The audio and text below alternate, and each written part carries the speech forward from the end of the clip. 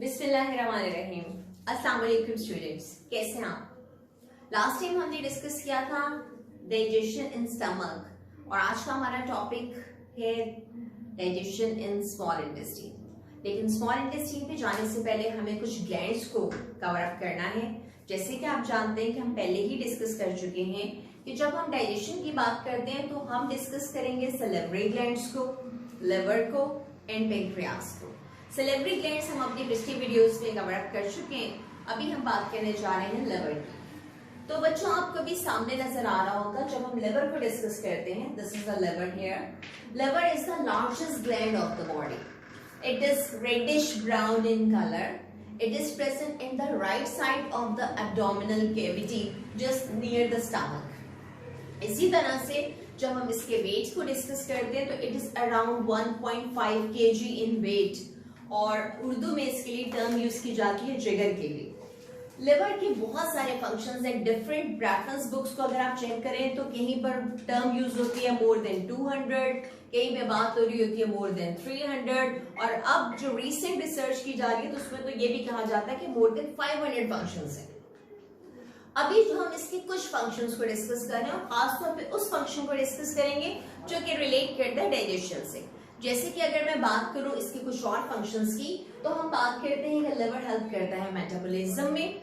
Metabolism किस किस चीज की कर सकता है? कार्बोहाइड्रेट्स की, जैसे कि ग्लूकोज को कन्वर्ट करना ग्लाइकोजन में, इसके अलावा प्रोटीन्स की और लिपिड्स की।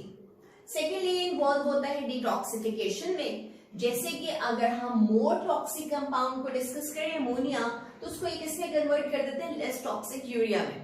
और अब हम जा रहे हैं अपने मेन पॉइंट पर, यानी इसमें कौन सी ऐसी चीज है जो कि डाइजेशन में हेल्प करती है। तो जनाब लिवर के सिक्रीशन के लिए हम टर्म यूज करते हैं that is known as the bile juice.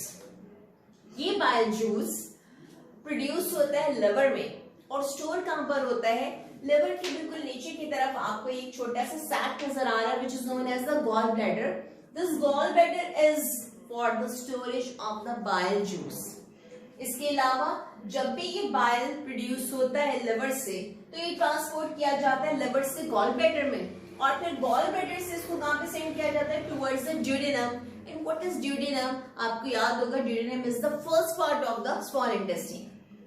यही नहीं, जब हम लिवर की बात करते हैं जब हम बाइल की बात करते हैं which is the secretion of the liver, it is green in colour. इसका ग्रीन कलर क्यों होता है? उसकी रीजन क्या है कि this green colour is due to the some salts which are known as the bile salts which are produced by the breakdown of the hemoglobin। अगर हम इसके टेक्सचर को डिस्कस करें, this is watery in texture और इसके अलावा इसमें कोई एंजाइम प्रेजेंट नहीं होता। There is no enzyme at all in the bile juice, इसमें बाइल सॉल्ट्स होते हैं। और सबसे इंपॉर्टेंट चीज जो इस बाइल जूस की है वो ये है कि it helps in the very important process which is known as the emulsification. और आपको पता है ये इमल्सिफिकेशन शॉर्ट क्वेश्चन भी आता है और इमल्सिफिकेशन के बारे में याद रखें कि जब हम इमल्सिफिकेशन को डिस्कस करते हैं तो इसका मतलब क्या होता है कि लार्ज फैट मॉलिक्यूल्स कन्वर्ट हो जाते हैं स्मॉल ग्लोब्यूल्स में और जब ये बड़े फैट के मॉलिक्यूल्स छोटे छोटे पीसेस में कन्वर्ट हो जाते हैं तो इस पर लिपिड को हाइड्रोलाइज करने वाले एंजाइम आसानी से एक्ट कर सकते हैं और इसको फिर सिंपल फॉर्म में कन्वर्ट कर सकते हैं। इसी तरह अगर मैं थ्रू डायग्राम आपसे डिस्कस करूं, आपके सामने लिवर लार्जेस्ट ग्लैंड और लिवर जो है ये आपको डक्ट नजर आ रही होगी। These are the two ducts. There are the two lobes of the liver. यहाँ पे दो lobes होती हैं। The one is the right lobe, other one is the left lobe. इन दोनों लोब से ये दो ब्लू कलर की डक्ट्स नजर आ रही हैं। इनके लिए हम टर्म के यूज करते हैं hepatic duct, right hepatic duct, left hepatic duct. ये दोनों डक्ट्स कंबाइन हो जाती है और कंबाइन होकर फॉर्मेशन किसकी करती है? कॉमन हेपेटिक डक्ट की। ये जो कुछ मैं आपको बता रही हूँ this is already in front of you in the form of flow chart. अब देखिए ये जो यहाँ पर कॉमन हेपेटिक डक्ट है ये क्या काम करेगा? ये बाइल जूस को सेंड करेगा टुवर्ड्स द गॉल ब्लैडर, वहां पे स्टोरेज होता रहेगा और जब भी जरूरत होगी इस बाइल जूस को रिलीज करने की तो तब क्या होगा कि इस गॉल ब्लैडर से किसके थ्रू? सिस्टिक डक्ट के through. This is the cystic duct here. Cystic duct के थ्रू कहां पे सेंड कर दिया जाएगा, कॉमन बाइल डक्ट पे, और वहां से फिर इसको कहां पे सेंड किया जाएगा, ड्यूडेनम में। आपके सामने यहाँ पर एक और स्ट्रक्चर भी नजर आ रहा है पेंक्रियास, जिसे मैं अभी डिस्कस करने जा रही हूँ। पेंक्रियाटिक जूस और साथ ही लिवर का बाइल जूस, ये कॉमन डक्ट के थ्रू, जिसके लिए टर्म के यूज करते हैं कॉमन हेपेटोपेंक्रियाटिक डक्ट, उसके थ्रू कहां पे सेंड कर दिए जाते हैं, ड्यूडेनम में, जहां पे अपनी वर्किंग करेगा। और इसकी वर्किंग क्या होगी, that will be the emulsification. हम बात करने जा रहे हैं पेंक्रियास की। डायग्राम में आप देख सकते हैं pancreas is leaf like organ in the arm of duodenum or just beneath the stomach. This leaf-like organ or gland is known as pancreas. जब हम पेंक्रियास की बात करते हैं तो पेंक्रियास सिक्रीट करता है जो juice, that is known as the pancreatic juice, जो कि मूव करता है टुवर्ड्स द ड्यूडेनम। और देखिए पहले यहाँ पर पेंक्रियाटिक डक्ट होती है, और पेंक्रियाटिक डक्ट जो है वो बाइल डक्ट के साथ मिलकर फॉर्मेशन करती है common hepatopancreatic duct which will open in the duodenum। अब हम इसकी डिटेल डिस्कस कर लेते हैं कि पेंक्रियास क्या है। बच्चों, पेंक्रियास के लिए टर्म यूज की जाती है ड्यूल ग्लैंड, और also known as the diffused gland. हम इसको ड्यूल ग्लैंड क्यों कहते हैं? ड्यूल ग्लैंड कहने की रीजन ये है कि ये दो टाइप की वर्किंग्स कर सकता है या दो टाइप की सिक्रीशंस दे सकता है। The one is it is exocrine in nature and the other one it is endocrine in nature। तो शायद आपको याद हो कि इन दोनों में डिफरेंस क्या होता है। जब हम बात करते हैं एक्सोक्राइन ग्लैंड्स की, तो ये ऐसे ग्लैंड्स होते हैं जो अपनी secretions with the help of duct secrete करते हैं। और जब हम डिस्कस करते हैं एंडोक्राइन ग्लैंड्स को, तो ये these glands are also known as the ductless gland, यानी इनकी सिक्रीशन डक्ट के थ्रू रिलीज नहीं होती, they secrete by the help of blood stream. Ductless होते हैं, सारी सिक्रीशंस जो होती है वो ब्लड में चली जाती है और अपने टारगेट एरिया पर मूव कर जाती है। एक्सोक्राइन नेचर पेंक्रियाटिक मटेरियल या पेंक्रियाटिक पार्ट वो सिक्रीट करता है पेंक्रियाटिक जूस को, जो कि हमारे अभी इस टॉपिक से कंसर्न्ड है, क्योंकि हम तो डिस्कस कर रहे हैं अभी डाइजेस्टिव सिस्टम, तो वहां पे हमें हेल्प किससे मिलेगी, पेंक्रियाटिक जूस से। पेंक्रियाटिक जूस को पोर किस में किया जाता है, ड्यूडेनम में, दिस इज द ड्यूडेनम, और किसके through, bye the help of pancreatic duct. Endocrine glands को जब हम डिस्कस करते हैं, एंडोक्राइन पार्ट को जब हम डिस्कस करते हैं पेंक्रियास को, तो ये सिक्रीट करता है इंसुलिन और glucagon, these are the two famous hormone, और इनका काम क्या है, they regulate the glucose level in the body. तो अब हम डिस्कस करने जा रहे हैं डिटेल में exocrine portion of the pancreas, और हम इसमें जो डिटेल डिस्कस कर रहे हैं, this is the pancreatic juice components. तो what are the components of the pancreatic juice? आपके सामने फ्लो चार्ट में पेंक्रियाटिक जूस के जो कंपोनेंट्स हैं, उनमें सबसे पहले है बाइकार्बोनेट। जब हम बाइकार्बोनेट को डिस्कस करते हैं तो इसका सबसे इंपॉर्टेंट काम क्या है, इट न्यूट्रलाइजेस द काइन।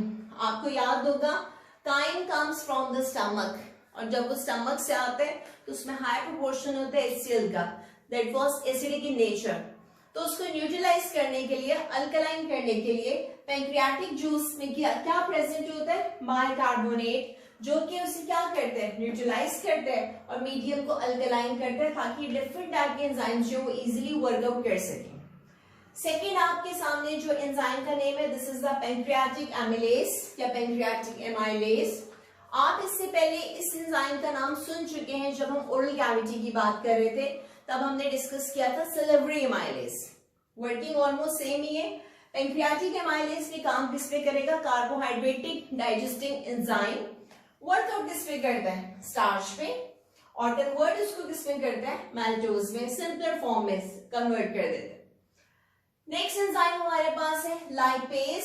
आपको इसके नाम से पता चल रहा होगा, it will work on the lipids.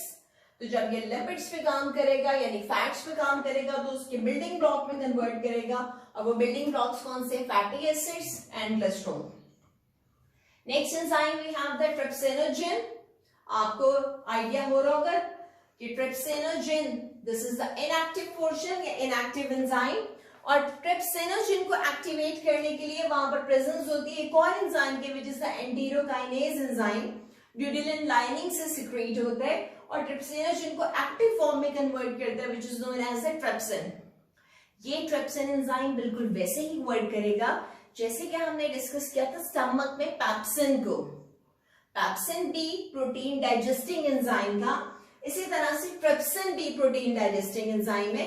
जो प्रोटीन अभी कंप्लीटली वहां डाइजेस्ट नहीं हुई थी, अब उनपे कौन काम करेगा? ट्रिप्सिन। और प्रोटीन्स को किसमें कन्वर्ट करेगा? पॉलीपेप्टाइड्स या पेप्टोन्स में। Next enzyme chymotrypsinogen, again the inactive form. जब ये एक्टिव फॉर्म में कन्वर्ट होते हैं then it becomes the chymotrypsin. कौन एक्टिवेट करता है? This trypsin activated it. और इसका भी वर्ड क्या है कि ये भी प्रोटीन को किसमें कन्वर्ट करता है? पॉलीपेप्टाइड। तो क्लास जैसे कि अब आपको आइडिया हो गया होगा कि जब हमने ओरल कैविटी को डिस्कस किया था तो वहां पे मेन डाइजेशन हो रही थी कार्बोहाइड्रेट यानी स्टार्च की।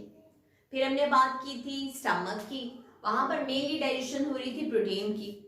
अब हम बात कर रहे हैं स्मॉल इंटेस्टाइन के फर्स्ट पार्ट ड्यूडेनम की, और यहाँ पे डाइजेशन हो रही है जितने भी हमारे फूड के मेन इंग्रेडिएंट्स है उन सब की। जैसे कि हमने डिस्कस किया एमाइलेज को, इससे फिर से डाइजेस्ट किसको किया? कार्बोहाइड्रेट यानी कि स्टार्च को किसमें कन्वर्ट किया? सिंपल फॉर्म में मैल्टोज में। फिर हमने बात की लाइपेज की, लाइपेज ने कन्वर्ट किया फैट्स को सिंपल फॉर्म में फैटी एसिड्स एंड ग्लिसरॉल। फिर हमने बात की दो प्रोटीन डाइजेस्टिंग एंजाइम की, the one is trypsin and the other one is chymotrypsin, और इन दोनों ने वर्क किया प्रोटीन पर और उसको कन्वर्ट किया पॉलीपेप्टाइड एंड पेप्टोन्स पर। तो इस तरह से बहुत सारा फूड का मटेरियल जो पहले डाइजेस्ट नहीं हुआ था उसमें से मेजॉरिटी ऑफ फूड जो है वो अब कहाँ पे डाइजेस्ट हो गया? Inside the duodenum. और अब हम डिस्कस करेंगे what are the parts of the small intestine. Now I am introducing you the structure of small intestine. The small intestine has three parts. First one, here, this is the duodenum or duodenum, whatever you want to say. This is the second part, which is green in color. This is the jejunum. And this is the last part, which is red in color. This is the ileum. Whenever we talk about the small intestine, keep in mind this is the longest part of our alimentary canal. हमारी alimentary canal का longest part है और इसकी length reference books पे very करती है, sometimes 5 metre, 6 metre, 7 metre. तो हम इसका एक एवरेज ले लेते हैं, that is around 6 metre in length। अब क्वेश्चन ये आता है कि ये 6 मीटर in length है, longest part है digestive tract का, तो why we are using the term here the small intestine? Small intestine क्यों कह रहे हैं इसको? उसकी रीजन इसका डायमीटर है। Its diameter is around an inch, 1 inch का डायमीटर होता है, and just because of its diameter इसके लिए हम टर्म के यूज करते हैं small intestine. Small intestine के 3 parts हैं, जैसे कि मैं अभी आपको बता रही थी। The first one is the duodenum. You can see here this black one. This is the first part and this is the bending tube. Now second one is the jejunum. This is jejunum. This is the coiled part, and the third part is the ileum. This one, ileum. Again, this is the coiled part. And if we talk about the length, the duodenum is 25 centimeter long. You can see here in the diagram. This is the shortest part of the small intestine. Jejunum is, which is the second part, 2.4 meter. And the longest part of the small intestine is the ileum, which is around the 3.6 meter here. अब हम इनको turn by turn discuss करेंगे और अभी मैं सबसे पहले बात करने जा रही हूँ this is the first part duodenum की। ड्यूडेनम सिक्रीशंस रिसीव करता है 2 ग्लैंड से, अभी हम डिस्कस कर चुके हैं। The one is the liver and the other one is the pancreas. अब आपके माइंड में होगा कि लिवर की सिक्रीशन के लिए हम टर्म क्या यूज करते हैं? Bile juice. और पेनक्रियास की सिक्रीशन के लिए हम टर्म क्या यूज करते हैं? Pancreatic juice. ये दोनों जूसेस कहाँ पे पोर कर दिए जाते हैं? ड्यूडेनम में। सेकेंडली ड्यूडेनम जो है ये ड्यूल वर्किंग करता है, ये एक्सोक्राइन इन नेचर वर्किंग भी करता है और एंडोक्राइन इन नेचर वर्किंग भी करता है। एक्सोक्राइन इन नेचर वर्किंग क्या होती है? It secretes the intestinal juice, इसका एक्सोक्राइन नेचर है। और जब ये हार्मोन सिक्रीट करता है which is known as a secretin hormone, तो तब हम इसके लिए टर्म क्या यूज करते हैं? This is the endocrine function. अभी हम थोड़ी देर पहले डिस्कस कर चुके हैं कि एक्सोक्राइन और एंडोक्राइन में क्या डिफरेंस होता है। इसी तरह से जब हम सेक्रेटिन की बात करते हैं विच इज द हार्मोन, तो इस हार्मोन का काम ही क्या है कि जैसे ही काइम जो कि हमारे स्टमक से आ रहा था that was acidic in nature, जैसे वो ड्यूडेनम लाइनिंग को टच करता है तो तब क्या होगा कि जो म्यूकोसा ऑफ द ड्यूडेनम है it will secrete the hormone secretin, और इस सेक्रेटिन का काम क्या है, ये प्रमोट करेगा लिवर और पेंक्रियास को कि वो अपने जूसेस को सिक्रेट करें टुवर्ड्स द ड्यूडेनम, और ये इसकी नेचर को जो यहाँ पे काइम आ गया था उसकी नेचर को किस में कन्वर्ट करें, अल्कलाइन नेचर में, क्योंकि पहले वो किस नेचर में था, एसिडिक नेचर में था। यही से एक टर्म हम इंट्रोड्यूस कर सकते हैं, the new term here is the Kyle. इससे पहले आपने टर्म पढ़ी थी काइम। जब आपने काइम को स्टडी किया था तो that was inside the stomach, और वो किसकी वजह से, किसके एक्शन की वजह से बना था, मैकेनिकल और केमिकल। याद होगा आपको, हम अपने लास्ट लेक्चर्स में डिस्कस कर चुके हैं। और अब जब हम काइल की बात करते हैं तो chyle is present inside the duodenum और इनसाइड द स्मॉल इंटेस्टाइन, और this chyme after the neutralization, किसके थ्रू न्यूट्रलाइजेशन हो रही है, neutralization is done by the help of bile juice from the liver, by the help of pancreatic juice from the pancreas, by the help of duodenal juices from the duodenum. इन तमाम juices की वजह से crime जो है वो neutralise हो जाते हैं और किसमें कन्वर्ट हो जाता है, काइल में। ये हमने डिस्कस कर लिया फर्स्ट पोर्शन को। नेक्स्ट पोर्शन जैजुनम और इलियम, इसको हम डिस्कस करते हैं वीडियो के नेक्स्ट पार्ट में। आप इन सबको एक दफा से रिवाइज कर लीजिएगा अपने बुक से, और अगर कोई प्रॉब्लम हो तो कमेंट सेक्शन में कमेंट करना ना भूलिएगा। Thank you, Allah Hafiz.